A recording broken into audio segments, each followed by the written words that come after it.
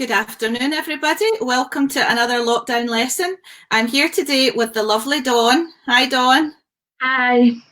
And Dawn, you run the Daisy Foundation Kirkintilloch to, is it Kilsyth or? I've covered a few areas. So at the moment it's just called Bishopbriggs and surrounding areas. Right. So it's like Bishopbriggs, Kirkintilloch, Cumbernauld, Kilsyth, kind of thing. There's a few areas. Okay, because I've come to you with both my kids for your baby classes. The first one was in Kirkintilloch, and then it was at your new Dawn Hub, which you've opened up in Bishopbriggs. Yep. So tell us a wee bit about both of your businesses. They're quite connected, aren't they? Yeah. So I originally I launched the Daisy Foundation Bishopbriggs about 3.5 years ago, and obviously that was like say teaching antenatal classes, baby classes. And I just hired out like spaces in Bishopbriggs originally, and then I moved to Kirkintilloch as well. So this time last year, actually, I got the option to have my own unit, which became the Dawn Wellbeing Hub. So I opened up the Dawn Wellbeing Hub last June, so it was 1st of June last year, that I could open up the options to everybody. So my classes are there, but we also offer yoga, meditation, monthly meetups, just a variety of things to look after the community's well-being, really. Right. And how has then so like when you're used to doing face-to-face classes, and you're also relying on people renting that unit from you as well? Yeah, so it's been hard for myself to shut down the new Dawn Wellbeing Hub, especially because I hadn't even been running a year. That kind of became a little safe space for me. And all the mums said it as well, and actually just anybody that came to it has always said it just, it's got a lovely vibe to it. So I definitely miss that. And teaching within a home setting with a 6-year-old and a 4-year-old. It's interesting. Have you been able to move some of your Daisy classes to online Zoom classes then, I presume? Yeah, so actually, when the announcement came out on the Monday night that the pregnant people were in that category, I had classes that were starting the next day. So I pretty much spent that Monday night getting my head around Zoom and emailing every client and saying, listen, we need to put this to online. And everybody was actually amazing. So I've actually been teaching Daisy birthing, Daisy tinies, regulars and cruisers. So that's right up to age 2 online for about 6 weeks now. So what I've really done is I've moved all the classes into one day, just for childcare purposes for me. So I kind of run pretty much all my classes on a Tuesday. And actually I've got new classes starting on Tuesday. So I've got lots of new mums, and all my current mums I've all rebooked to join us again for another fun 6 weeks of embracing the chaos. How are you doing that then? People interact? Yeah, so we do all our classes via Zoom, so that we can have that interaction, so that they can still talk to each other. I can find out how they are, if they've got any questions. So the class format hasn't actually changed. It's literally just went online. We've just had to adapt a few things to make it work. But it's still the same amazing Daisy classes, just using a different medium, because it's really important that we support mums and support pregnant people until the classes can resume face to face.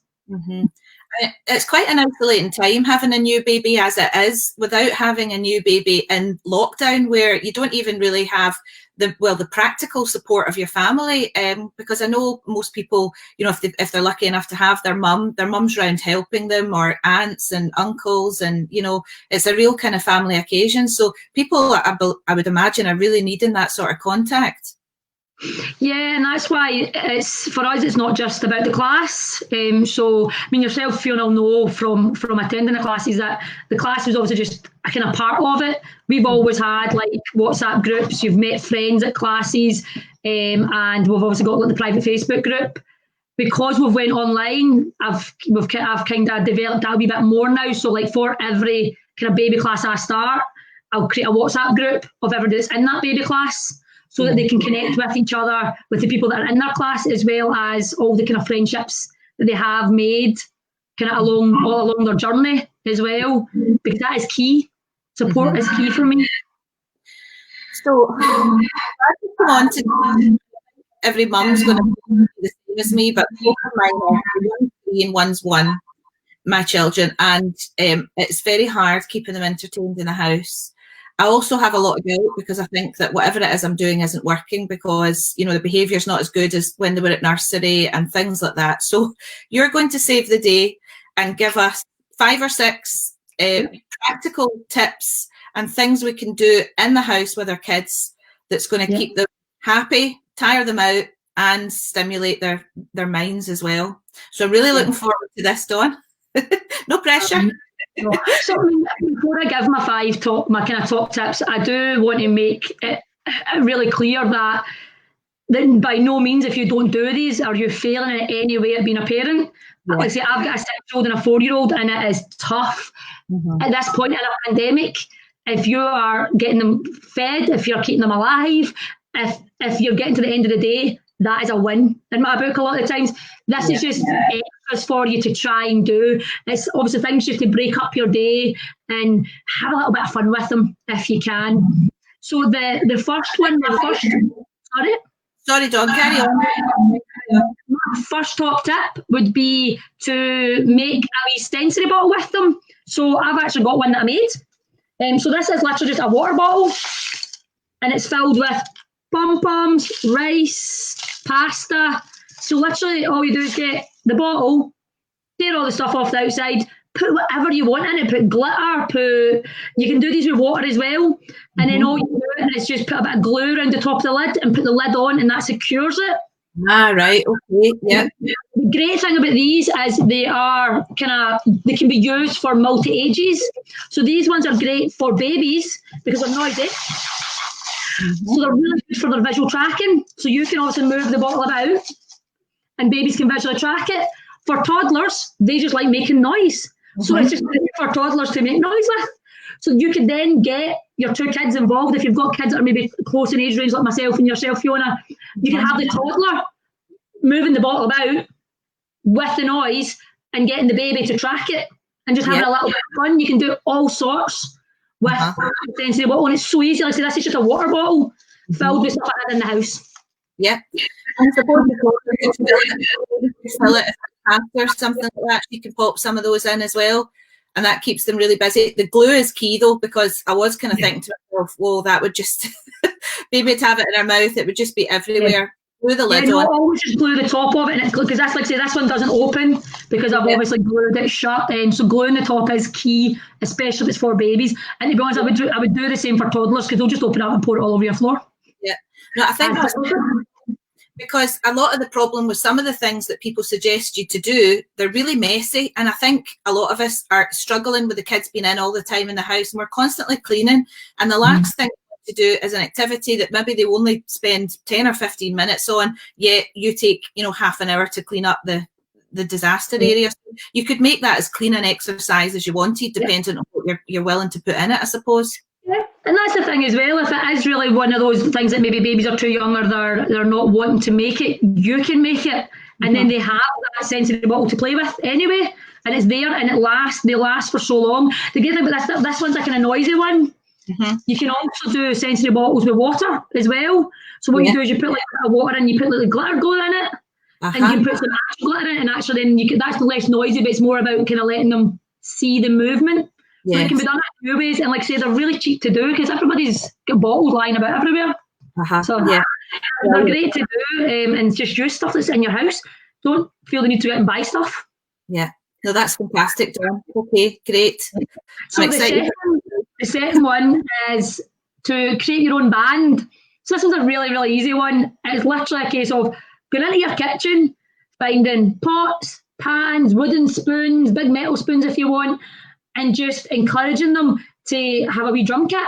So like make it really fun. Like you can do all sorts of this. So you can actually tell me like you're making a punk band or a rock band, whatever kind of music you might be into, and you can even get them dressed up to do it if they want. But it's just a case of letting them get that energy out So for older kids, it literally will just be about banging, that repetition of bang, bang, bang, bang, bang, bang.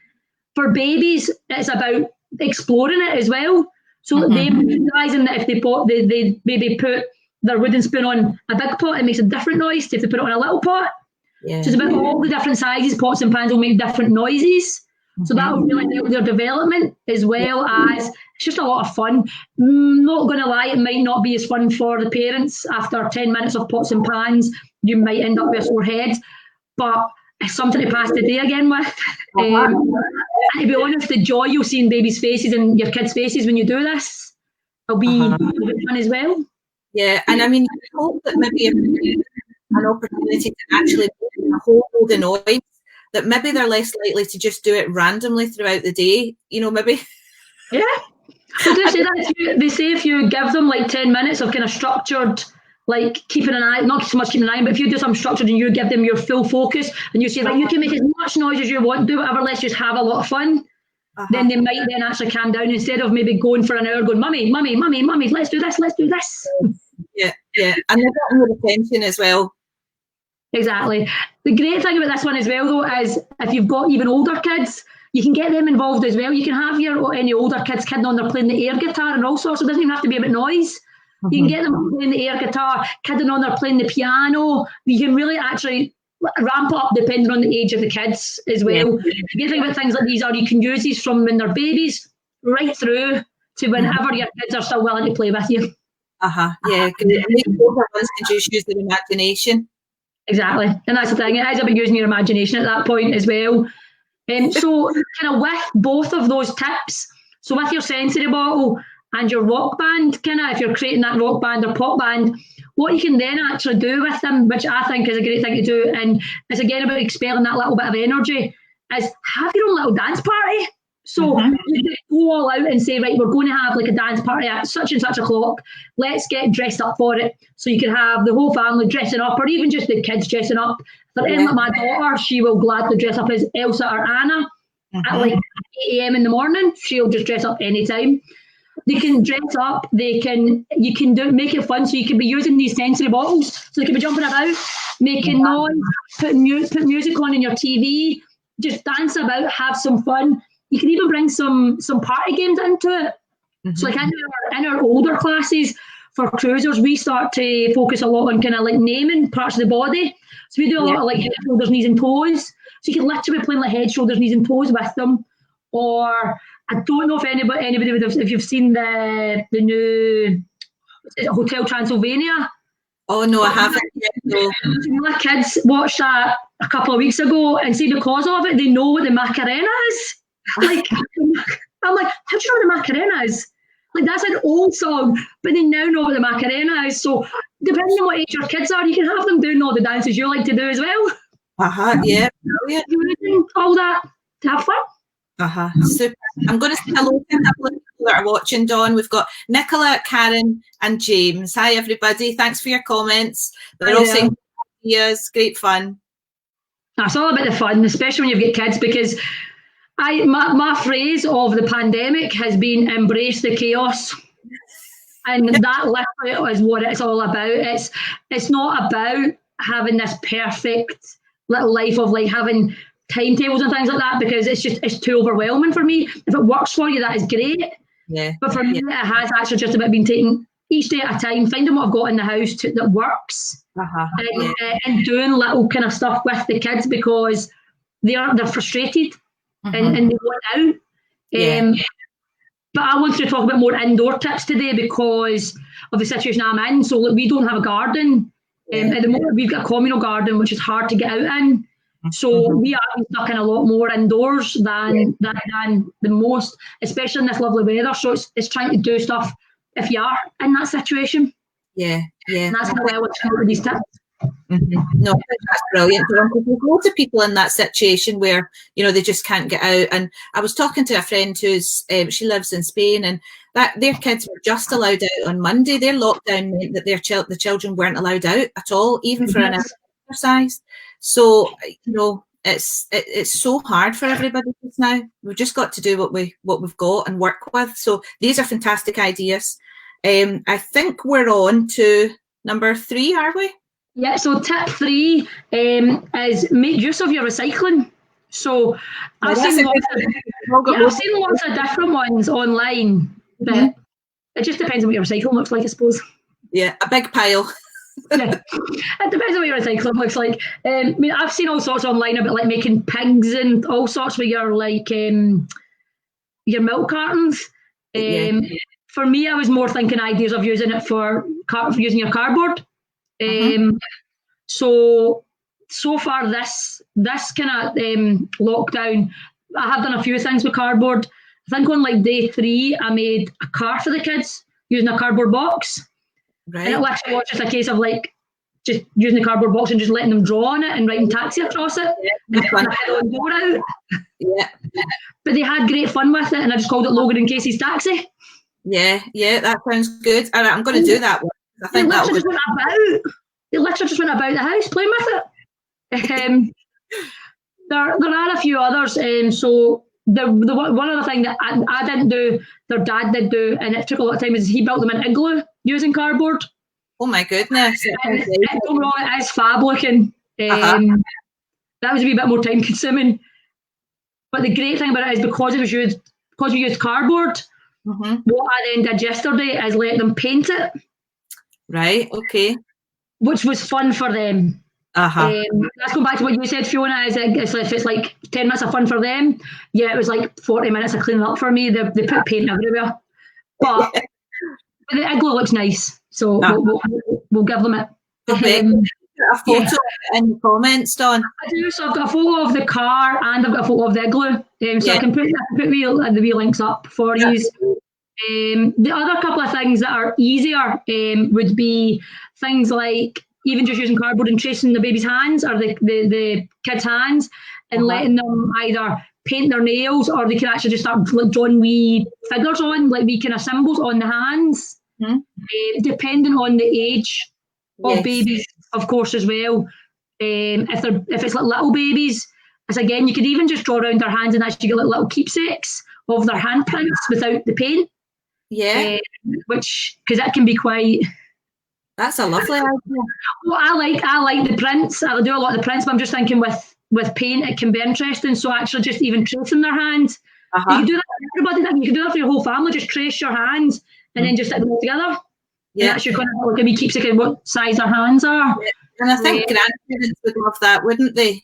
Particularly now they're all missing their grandkids, so it would be nice to get that posted through their door, or a picture of it even, or get it even lockdown's over. Well, that was why I was thinking the other one, this is one I do want to do that I've not had a chance to try yet, just because my kids are so big, so it's trying to find enough paper or cardboard to do it. As I see online about that kind of draw a hug. And what they're saying is if you draw round, so get your child to literally lie down. So whether it be you tape lots of bits of paper together, or if you've got a big bit of cardboard, get them to lie down. It doesn't even need to be their legs, it can even just be their upper half, and you trace around them. And then what you can do is then get the kids to help you draw on it. So it could be like, you could obviously put the features on, but like let them just scribble on it and things like that, so that it's from them. Yeah. What you can do is you give it to like a grandparent, somebody that's maybe missing them, and just say, cuddle that, and that's me cuddling you. Oh, that's lovely. That's nice. I suppose you could use, if you had some old wrapping paper or something like that lying around, as long as you were careful with it, you could maybe use something like that to get the full shape in. Yeah, that's grandparents would love that. What's that? Imagine how much grandparents would love that. Oh yeah, delighted. Yeah, that's a brilliant thing. Things for the grandparents are quite important just now. I know my mum's really missing her grandkids. My kids are really missing their gran. My son is quite an affectionate little boy. He loves cuddles. So he's pretty much cuddles me all the time. But I definitely think he misses being able to cuddle everybody else. Yes. So I think that's kind of one of the first things he's going to want to do. So, we've got another suggestion here from Karen, actually. She has said you can use a lemonade bottle to make a water filter for older kids, and that's a good one. My son would love that, and maybe just punching holes in the bottle and then letting him kind of play with that outside. He loves water. Yeah, so again, that's the only reason I wouldn't have come up with that is because water indoors for my kids isn't ideal. Women. maybe over a basin or over the sink, you could have a wee guddle. Yeah, or using actually, yeah, like you say, if you've got lots of recycling that have got water bottles, putting holes in them and letting them take them into the bath with them. Yeah. So you can fill them up with their bath water and you can see it all splashing out. Should be quite good, actually. Yeah. I might try that. Inspiring me here, Dawn. I'm actually coming up with ideas. I can't believe it. I'm loving it. No, I know. That's great. Well, thank you very much. And I think, we've got one more, haven't we? Well, no, we've got another. Two more. So we've got tip 4, which is just keep reading to your kids. So the big thing, obviously, that I've been kind of aware of, and what a lot of people say to me is that kids, I know this from kind of doing my job anyway, that it's encouraged to read to kids from young ages anyway, even when they can't read themselves. Yeah. But actually, in this day and age, somebody suggested me to do it with Logan. We do it every night anyway, but somebody suggested to me to actually try and get it as a kind of chill out time in the afternoon. Get me pick maybe like a bigger book and read maybe like 2 or 3 chapters every day. Just to get them settled. So give them that cuddle time with you and to kind of read to them. Yes. And Logan's 6? He's 6, yeah. So he's in P1. Well, was in P1. Yeah. But the good thing about reading is you can get everybody involved with reading as well. So I did actually bring one of my books to show you. So for example, in my Daisy classes, we use the Osborne books. That's Not My books. So I love these books for kids, for babies especially, because they're textured. Yeah. So I love these books because of that. And we still use these on our online classes. And actually what we've done is I came up with I find it quite a good idea that what I've been doing is before my class, I'll send out the textures to the mums and ask them to find those textures in their house. Brilliant. Right. What you can do is you can get this book. So you can have this book. So if you've got a baby, you can be using any book, like obviously, and let the baby feel it. But then if you've maybe got an older kid, you could say to them, right, why don't you go and find something that feels like that? You can add like a scavenger hunt into it. So for example, like this is too fluffy. Like I've got my very own little hedgehog. So that's like even just feeling fluffy. This one is too squashy. He's nice and squashy. Silly things like opening I've got a wee tin here to open it. Keep all my stuff in. So things like if it's too scratchy. So all these, this is just a pop-up boot thing. Little, I always forget what these are called. Cleaner. Yeah, pipe cleaners. I always forget what they're called. So little pipe cleaners, they're kind of fuzzy as well. There's so much in your house you can use. So that's your kind of involving baby and older kids if they want. If you don't have touchy books, you can do this with any book. So like if you've got a book that's got animals in it, you could just be saying to an older kid, right, go find me that animal. Or go find me something, or involve it in the story. So you can make the book as interactive as you want, or you can just have that little cuddle time with them. So it's amazing what you can actually do with books. Yes. And it's obviously key for their development as well. And like I said, that's why we do it in our classes all the time. It's one of my favourite bits of the baby classes is when they're all trying to grab the book off me. Yeah, and it's amazing how quickly I remember how the babies got into that and the expectation of the book coming round. You know, after a couple of weeks, all the wee hands were out, weren't they? Just figuring out to get the book and figure out what the different textures are. And these books are great as well, though, because like I say, my son's 6, and when I had to grab all these from my unit, so obviously I keep everything in my unit, but I've had to bring a whole bunch of them home. And the first thing that they did were, oh, what are they, mummy? Let's have a look at them. And they just wanted to see them. What your mum saying? Hi. She was a stand-in for me at many a class, wasn't she? I remember that reason. Scratchy's the most popular out of the textures. I remember they love Scratchy for some reason. I do like the Scratchy one actually. This one's actually got a Scratchy one in it, so I'll go. I just love the noise it makes. Yeah.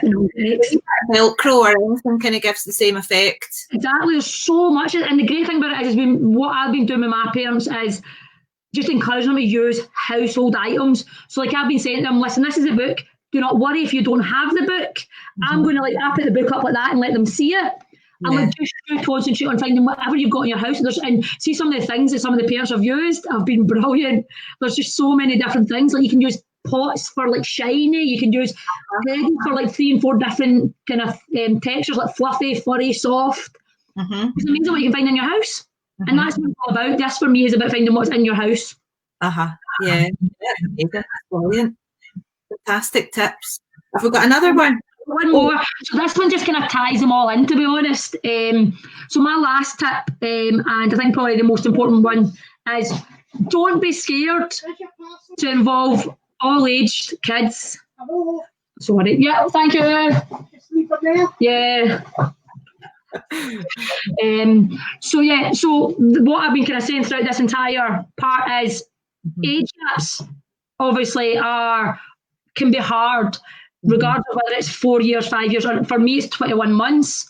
So it's about not being afraid to get all kids involved. So, for example, if you have got a baby and you want to do some bonding with that baby, or like do a bit of baby massage, because obviously baby massage is quite a big thing as well, especially if you've got a baby that's like colicky or kind of struggling to do the toilet, then don't be afraid to get your other children involved. So my daughter is great at this.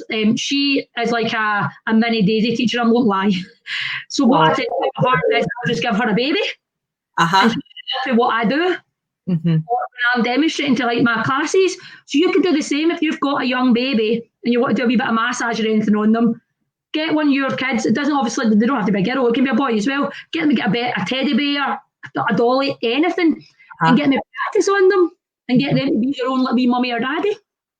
Yeah, I think that's probably one of the things that I kind of have struggled with, is finding things or ways to adapt things that they can both kind of be interested and enjoy. So I think that's really important. I'm gonna work on that now. You've really inspired me. I've got loads of ideas. Thank you very much. I'm going to be a busy lady. Oh, don't put yourself under too much pressure though. That's the key thing here. Don't worry, it'll only last a day. Yeah, it's just embrace the chaos. Like I say, try and do little bits you can, and just do the best you can. That's all you can do, because the fact that you are trying is just testament to how much of a good parent you are already. The fact that you're wanting to do things like this. Yeah, I think if I can get one of these wee things going every day, it'll just naturally kind of, become part of the routine. Which is nice. Yeah, no, they're great things to do, and I say getting kids to use their imagination is always a great thing. So that's where the kind of older kids can be quite good. So like if you're wanting to play with the wee one, it's getting Asen to be like, right, you can kid on, you're the doctor, you can kid on, you're this. Like really instilling their imagination, making it a game. It's always having that little sing song, no matter what you're doing. Yeah. So even if you're wanting to grab the gin, it's like, yeah, I'm flabby. I'll wait to go to your bed and have a gin. That's just me. Oh, Dawn, you've been brilliant. Thank you so much. No worries. So obviously, I don't think I was going to say is I know that the girl that was obviously questioned the tattoo last week. So I've got this tattoo. I'm not sure it's round the right way. There you go. So that's also a chemical symbol. So I actually got that tattoo in February for my birthday, and the chemical symbol means oxytocin. So I got the oxytocin tattoo as a kind of commemorative thing because I'm a birth worker.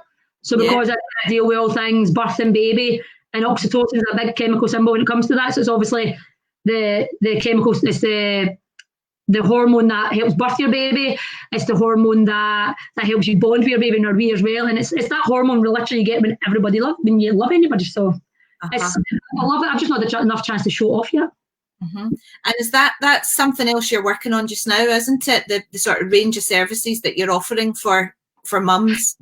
Yeah, so I'm actually training to be a doula at the moment, and that's kind of what kind of made me get the tattoo. So obviously, tell us what a doula is, Dawn. A doula is a non-professional kind of birth companion. I'm sorry, a professional birth companion, so non-medical, but still professional birth kind of companion. So they won't overtake your birth partner. They're there to support both of you. So what they would normally do is you can arrange to meet a few times before birth, and we can help you come up with things like birth plans, or even just chat through what it is you're looking for, and point you in the right direction in terms of evidence-based research, some moves to do, and then on the day being there to support you and your birth partner. That can be from just being in the room to providing support, to even being able to let your birth partner go and use the toilet and you're not alone. At the moment, obviously, it's a bit harder because doulas aren't really allowed to be in hospital settings at the moment. But it's just about that support, really. And obviously, you know yourself, you know what I'm like, that I want to be able to support as many pregnant people, parents, and new parents as much as I can. So this was just a way to offer that. And an extension of what I already do, really, which I'm very passionate about, as you can probably tell. I know. Well done you. And also you've got the new Dawn Hub, which is a separate business. We kind of touched on that, but it's a kind of community spot, isn't it, where other people can come and practice their techniques and bring people to their own classes. Yeah, so the new Dawn Wellbeing Hub was set out to be a social enterprise, so I'm still working on that at the moment because obviously everything's happened. But what I should do is I've got another 5 teachers that teach within it. So they teach a variety of different yoga classes. So each teacher teaches a different version of a yoga class. I've also got a teacher that teaches meditation. One of the yoga classes actually is through one of the local charities, Grace. So I work a lot in connection with the local charity Grace. It's all about kind of recovery and things like that. So it's about helping people with their wellbeing and things like that as well. So my aim is to build on that, and that's why I obviously pre-lockdown I offered like a monthly meetup where anybody for the community can come in, just have a cup of tea, a biscuit, chat, and the aim is to build on that and eventually get like chat kind of speakers in every month talking about certain things, and it's not all just going to be about maternity services. It'll be across the kind of community board. So it's just really my aim is just to make it a wee wellbeing hub, just a place somewhere where people can come and do whatever they feel they need to give themselves that little bit of peace and tranquility. Because myself, I suffer a wee bit from anxiety, and I find that I like my space because it's smaller. So it's not as overpowering as having to maybe go into like a big yoga class and a sports centre, because I probably wouldn't do that. So I just want to get a smaller space that's all enclosed. It's got really good parking, so you don't really need to deal with anybody else apart from the people in your class if that's what you want. That's kind of where the idea came from. No, that's brilliant. And what classes have you got then? Last time I was there was a few different yoga classes, different styles of yoga, relaxation, and your birthing classes.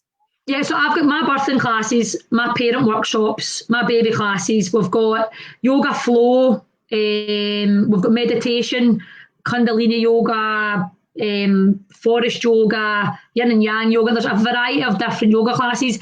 At the moment, the yoga flows, Lisa's took her classes online, which is really good. And so has Kirsten took her meditation classes online. And I know the forest yoga as well. She's got her own wee groups. A few of them have kind of went online as well now to keep supporting their communities. So there is a few different ones. And the aim is hopefully in the future to get maybe somebody doing like Pilates and maybe even some like kind of fitness related classes, but on a like smaller scale. So not big massive, but just like smaller scale ones for people that aren't as comfortable in big groups. So that's kind of the aim. I'm not going to lie, this might be a wee bit more in the future than anticipated, obviously due to COVID, but it's still part of the plan. No, it sounds good. So how do people, where are you based and where's the hub, and how do people get in contact with you if they're interested in some of the classes? No worries. So the name of the hub is New Dawn Wellbeing Hub. So you can either find me on Facebook or the website is just www.newdawnwellbeinghub.co.uk. I am based in Hunters Hill Village, which is in Bishopbriggs. So it's like the top end of Crow Hill Road, near Antenatal Sports Centre. So, Hunters Hill Sports Centre, sorry. So at the moment, obviously none of the classes are face-to-face, but if you want to get into any classes, for my classes, if there's any pregnancy or baby-related classes, I can put the link on for New Dawn Wellbeing Hub and for the Daisy Foundation. For my classes, you're just contacting the Daisy Foundation website and the Facebook page. For anything else, if you just go onto the New Dawn Wellbeing Hub page, send a message over and I can obviously pass it to the right teacher. Because like I said, a few of them are doing the online classes. But anything, both my pages are on Facebook. And the new Dawn Wellbeing Hub has got its very own website that I've been kind of building over the last 6 or so months. And there's actually a couple of blogs on there that I've worked on over the last 3 or 4 months as well. Fantastic. Okay, that's brilliant.